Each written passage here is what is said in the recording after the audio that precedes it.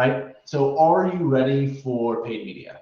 And the first one, my left-hand side of the screen, is a little bit more of a basic, like, is my site fast? Like, does it take time to load? If you're going to be investing money to pay people, to drive people to your site, whether it be with a banner ad, whether it be a search ad, whether it be with an influencer ad, and that page takes 2 seconds to load, you're going to see a significant drop off of people just not wanting to wait for it to load, which is just money going down the drain. Is your content engaging? How does your site look relative to your competitors?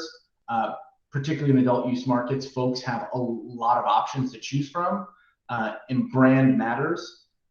But site experience as is consistent with your brand really matters, and that kind of leads to the next one, where is branding consistent? If they see an ad that has a style and a color and a promotion that goes to a website that doesn't look like it's consistent with the brand, we typically see a huge drop off. So while you're building your brand, that consistency across your physical and web presence is something a lot of people don't consider, but is one of those subtly very important things.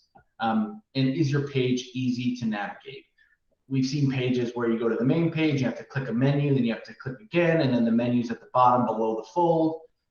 Your user has to click 4 times before they're in a shopping scenario. Well, your best customers are people who are diligently looking specifically to shop from you, may not mind that experience.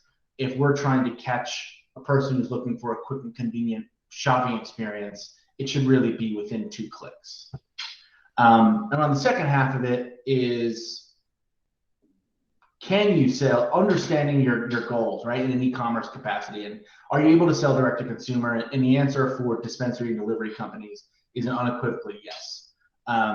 You can either do reservations online, you can do order ahead, or fulfillment for delivery, even if it's browsing your menu.